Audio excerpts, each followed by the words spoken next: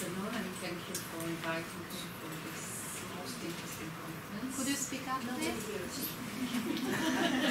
Just say thank you, but is it okay now? Yes. Yeah? So thank you again, Leo, for inviting me.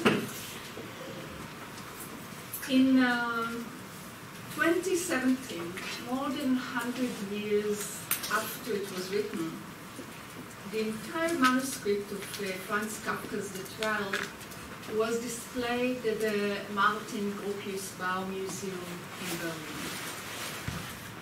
The Trial, as we all know, an unfinished novel, was written by Kafka in 1915 in Berlin and was published after he died by his friend Max Brod in 1925. The manuscript, which was there, is part of the collection of the German literature archive in Marbach. I don't know if it's still in Marbach. I guess it is, and it's a big question what will happen to all the writings that before the court in Jerusalem had its say were distributed to many parts over the universe, but in 1917 it was in Marbach that loaned it to the museum in Berlin. It's an interesting question, is the status of the manuscript going to change? But anyway, it was exhibited in Berlin, page by page, in the order given by Max Brod.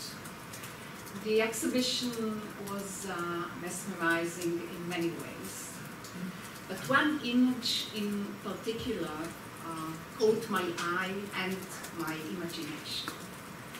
It was one page of the manuscript with one word I identified because it was written in Hebrew. Unfortunately, I don't read German. As well known, Kafka studied Hebrew, and his Hebrew workbook was among the items that Brod had in his possession after Kafka died. Can you see the word? Shayach. Yes. The word was shayach.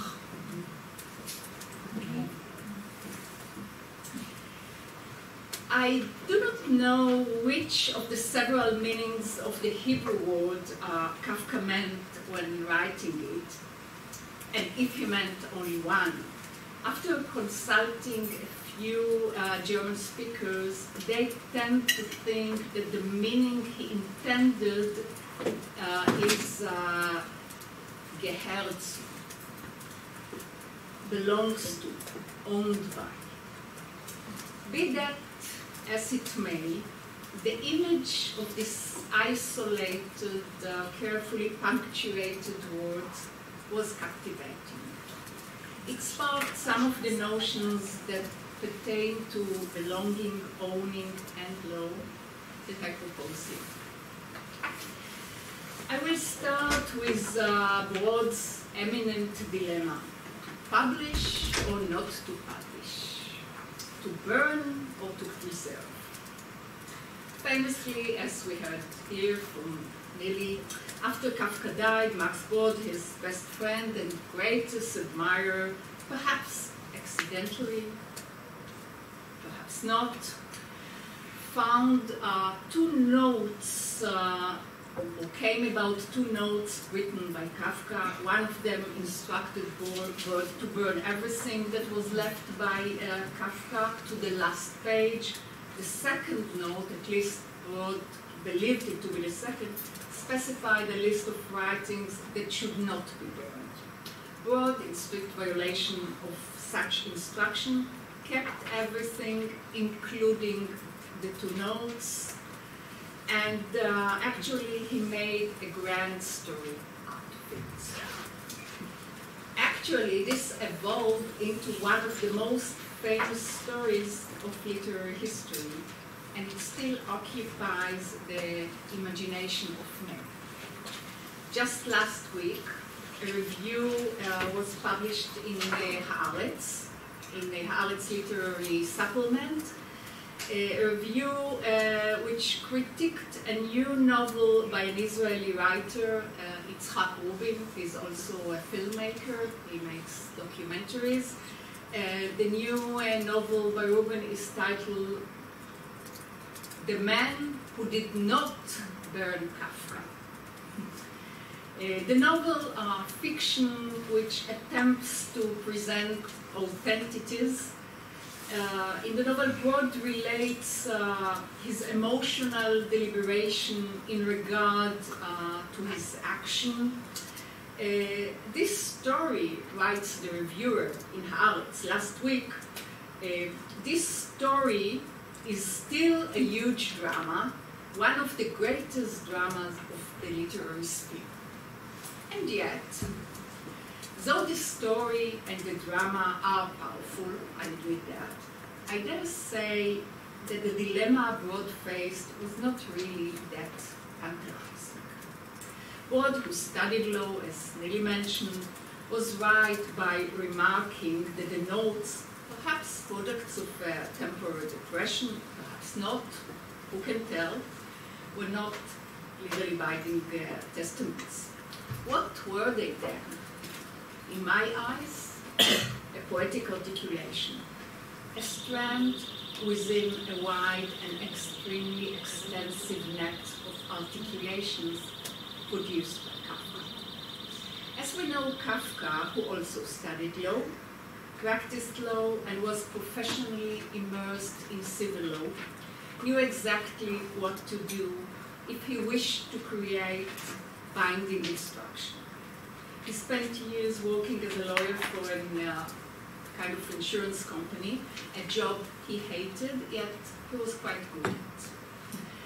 And though all his stories are told from the perspective of what I might call characters that might be perceived as legal outsiders, he himself was, in actual fact, a legal insider. If Kafka wanted his writings not to belong to any audience after his death, if he wanted to dissolve into oblivion, he would employ effective and appropriate means. Kafka did not do it because, as Jonathan Balint, who published recently a book about their proceeding, the legal proceeding which Nelly described. So, as Balint notes, he seemed to have a lingering hope that his work would belong to audience. In choosing Brod as the addressee to the notes, perhaps he chose to transmit his writings to posterity, knowing that this is exactly what Brod will strive to achieve. Ironically, perhaps, Brod's endeavor after Kafka died was facilitated by legal actions and legally binding documents. Hermann, Kafka's notorious father, signed a contract with Brod. The contract gave Brod the right to go over everything that remained and publish Kafka's works. Practically, it was the word of the law that determined what actually transpired. Is that what Kafka wanted? This is probably what he anticipated. At least, he did not resent it enough to certain different results. Following conflict, I'll go over it very shortly because we heard about it from Nelly in the previous presentation. A following conflict relates to the question whether Brod's estates, which included most of Kafka's surviving papers, belonged to Eva Hofer, the daughter of Brod's friend and secretary Esther, or to the National Library of Israel. Brod had left his estate, including Kafka's letter, unpublished notebooks, draft texts, and diaries, to Esther Hofer. In his eyes, the materials belonged to him, and he employed legal means in order to control ownership after his death. After Esther died, the National Library of Israel recruited the force of law in order to overcome God's intention. The library does not intend to give up on cultural assets belonging to the Jewish people, was the claim. The final word was again the word of the law, through its authorized interpreter, the court. In 2016, the manuscript was taken from his Haifa daughter because the court has decided that now they belong to the National Library of Israel. So eventually, law had the upper hand. And if Kafka could be informed about it all, I think he would not be too surprised.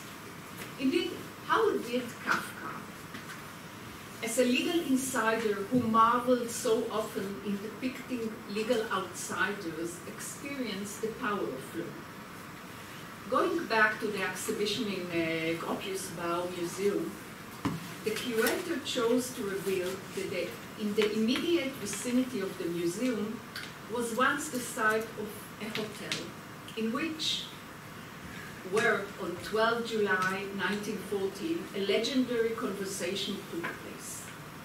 The people that met there were Franz Kafka, Felice Bauer, his fiancée, her sister Erna, and their friend.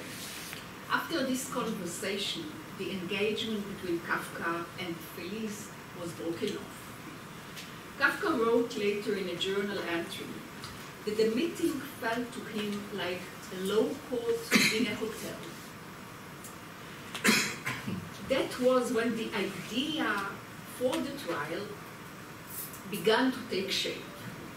Given the assumption reflected in some research that it was Kafka who decided to go to Berlin in order to release himself from the engagement, the combination law court in a hotel might suggest a narrow escape from legal-like chains, from belonging when one does not wish to belong, fleeing from being owned. The letters of Kafka to Felice offer important insight in this context. The correspondence reflects, according to Canetti, Kafka's struggle between the temptation of belonging to a comfortable middle-class milieu to the impulse to reject belonging in any sense. A letter echoing what Balint calls in his book Kafka's stubborn non-belonging. Alongside the continuous urge to belong, was written in 1917, a few years after the law court in a hotel incident. In that letter, translated by James Stern and Elizabeth Duckworth, Kafka uses the term tribunal in order to describe his ultimate ambition to be exempt from any jurisdiction, legal or not legal. I'm quoting from the letter. When I examine my ultimate aim, it shows that I do not actually strive to answer to a supreme tribunal. My only concern is the human tribunal, and I would like to deceive even this, and what's more, without actual deception. These lines, like many others by Kafka, resonate an intricate love-hate relationship with law and law-like judgment. Like many characters he made up, Kafka himself was perpetually drawn to the notion of law while finding it despairingly failing. I trace here one of the most powerful manifestations of what I name the literature alongside law paradigm. This paradigm recognizes the inevitable failure of law, which the artistic expression exposes. It presents the arbitrary, delusionary basis of the legal project, and its incapacity to surpass mistake and imminent failures. Yet, often, the same artistic expression rebound hope. The hope is constituted by the impossibility of not writing about law. Writers, Kafka once wrote to Max Todd, live beset by several impossibilities. Among them, the impossibility of not writing at all. Kafka referred to Jewish writers. But perhaps you would agree that the impossibility of not writing at all typifies all real writers. For them, writing is unavoidable, and writing unavoidably produces hope. Literature, then, distances us from proclaiming that law can purify and save us. Yet the literary imagination never gives up hope of understanding, seeing, exposing, arranging, putting things right. And never gives up hoping that all this can be done with words. In another letter to Felice, an earlier one, written in 1913, Kafka wrote, "What is clear within is bound to become so in words as well. One, at the side of words, may often worry about oneself. In my reading, Kafka's words keep maintaining our capacity to worry about ourselves, as well as the hope to put things right. Eventually, the only instrument that can save us is words. Employing words can address the failure of law, even its malevolence. Metamorphosing despair into poetic articulation means nurturing hope.